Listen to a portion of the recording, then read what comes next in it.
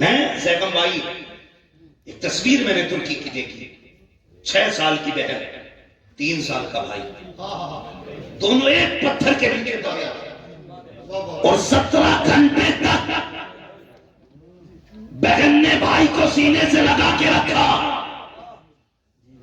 وہ بہن 6 سال کی، اس نے 17 گھنٹے تک بھائی کو اکیلے ہونے کا احساس نہیں ہونے دیا، جبکہ 6 سال کی تھی۔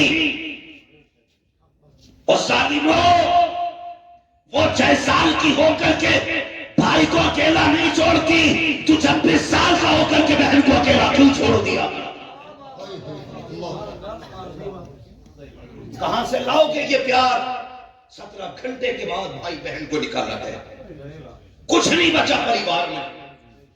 ایک بچی کو دیکھا، اس کا چھوٹا بھائی تقریباً 2-3 مہینے کا ہوگا یا 4 کا ہوگا۔ ہاں اللہ اکبر، وہ بہن بہت زیادہ ہوگی تو 3 سال کی ہے، جو اسے ہر طرح چھپانا چاہتی ہے۔ یار ان کے لہجے کے رشتے ہم نے قدر کھو دی ان کی۔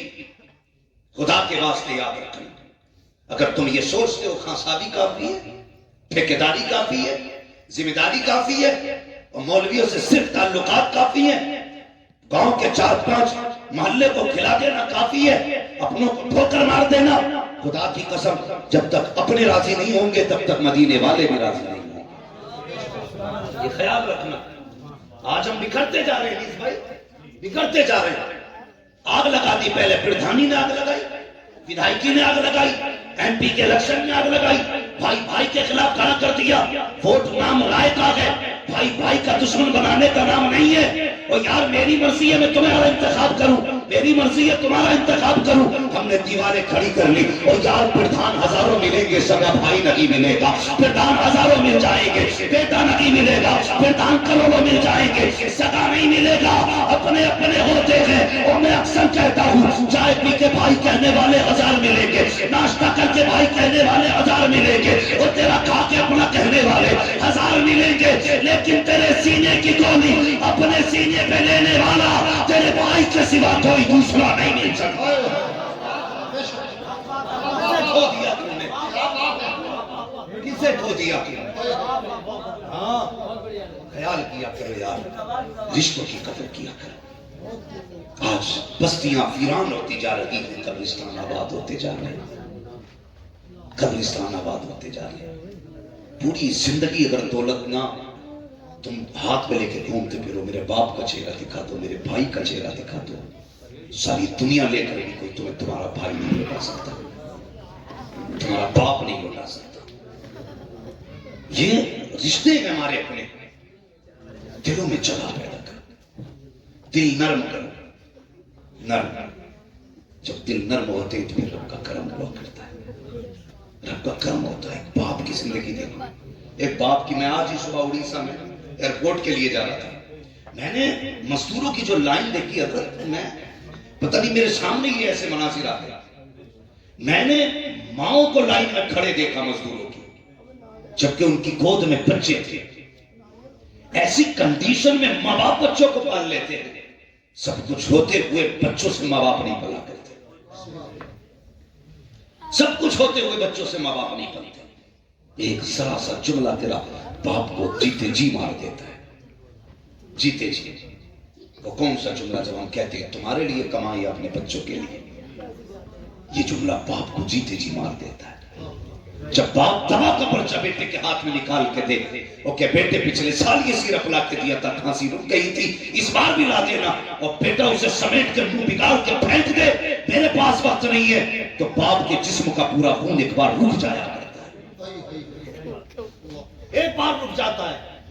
وہ اپنے آپ سے پوچھتا ہے اس سے رشتہ کیا ہے میرا، روتے ہوئے اپنی بوڑھی بیوی کے پاس جا کے کہتا کاش اس کو ہم نے پیدا ہوتے ہی مار دیا ہوتا، تو آج ہم گھٹ گھٹ کے نہ مرتے، گھٹ گھٹ کے نہ مرتے۔ پوچھتی ہے کیا ہوا میرے سرتاج؟ کہا جس نے میری دوا کا پرچہ پھینک دیا، کیا میں اس کا باپ نہیں ہوں؟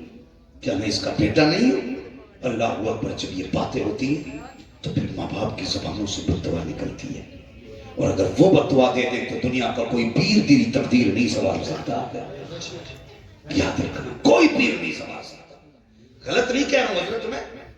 آپ دیکھو جا کر کے مزاروں پہ اتنی بھیڑ لگی پڑی ہے کہ چادر چومنے کا نمبر نہیں آ رہا. چادر چومنے کا نمبر نہیں آ رہا اور مجابروں کی موج آ رہی ہے, گدگد ہو رہے ہیں. اتنا پیسہ دولتوں میں ہے کہ گننے والے نہیں مل رہے.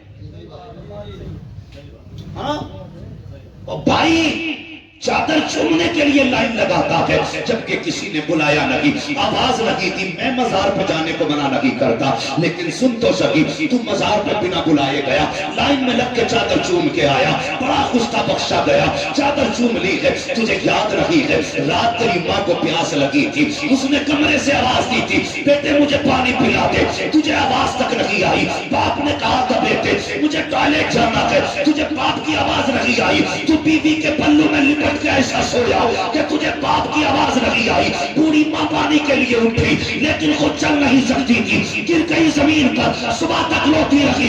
اٹھانے والا کوئی نہ تھا. وہ چادروں کو چومنے والوں, مزاروں پہ سے باہر جانے والوں, تمہاری مرضی ہے جتنی بار جایا کرو, لیکن میرا کہنا ہے پہلے کہنے پہ ماں کی خدمت میں حاضر ہو جایا. نعرہ تکبیر, نعرہ رسالت, نعرہ حیدری, نعرہ حیدری, نعرہ غوثیت. علامہ مفتی حماد صاحب اللہ سبحانہ. آج باپ ہے تو قدر نہیں ہے, آج ماں ہے تو عزت نہیں ہے. ہاں عزت نہیں. میں تو نہیں بتا سکتا شعیب بھائی کے دل پہ اس وقت کیا گزرتی ہوگی. باپ کے بغیر یہ زندگی کیسے محسوس کرتے ہوں کہ نہیں جانتا بھائی. میں نہیں جانتا اس لیے کہ باپ کا درد صرف یتیم جانتا ہے, اور یہ ایسا داغ ہوتا ہے جو زندگی میں کبھی نہیں جاتا. جب جب خوشی آتی ہے تب تب آنسو آئیں گے, جب جب کامیابی ہوگی تب تب آنسو آئیں گے.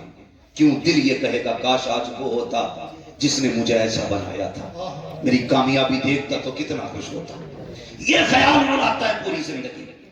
آج وہ غیر تو خوشیوں میں شامل نہیں, آج وہ غیر تو دسترخوان پہ حاضر نہیں. باپ انتقال کر جائے, زیبم بھائی کئی لوگوں نے کہا یار تو بہت بڑا مقرر ہے. کہتے لوگ سمجھتے حالانکہ میں کچھ نہیں ہوں, یہ سب تمہارا کرم ہے آقا کے بعد اب تک بنی ہوئی ہے. میں کچھ نہیں ہوں. لوگ کہتے بڑا مقرر ہے تو, کوئی ایسا وظیفہ بتا, میرا جی چاہتا میں اپنی ماں کا چہرہ دیکھوں, میں اپنے باپ کو دیکھوں. جب سے کہیں میں نے آج تک خواب میں نہیں دیکھا, میں انہیں دیکھنا چاہتا ہوں. میں ان کی قبر پہ جاؤں تو مجھے نظر آ جائے. یہ لوگ کہتے ہیں, میں کہتا ہوں کسی تعویذ کی ضرورت نہیں ہے, کسی وظیفے کی ضرورت نہیں ہے. اگر تمہیں اپنے باپ اور ماں کو دیکھنا ہے صرف اتنا کر, ایک دن تھوڑا زیادہ کر کے کھانا بنا, ساری بہنوں کو دعوت دے, سارے بھائیوں کو دعوت دے, ایک دسترخوان پہ بیٹھو اور ہنس ہنس کے کھانے کھاؤ. پھر سب کے چہرے دیکھنا, کسی بہن کے چہرے میں ماں کا چہرہ دکھائی دے گا, بھائی کے چہرے میں باپ کا چہرہ دکھائی دے گا. اور یار اپنوں کو بیٹھا کر کے کبھی ہنس لیا کرو, کسی وظیفے کی ضرورت نہیں ہے. تیرے ایک ہی دسترخوان پہ ماں کا چہرہ بھی دکھائے گا, باپ کا چہرہ بھی نظر آ رہا.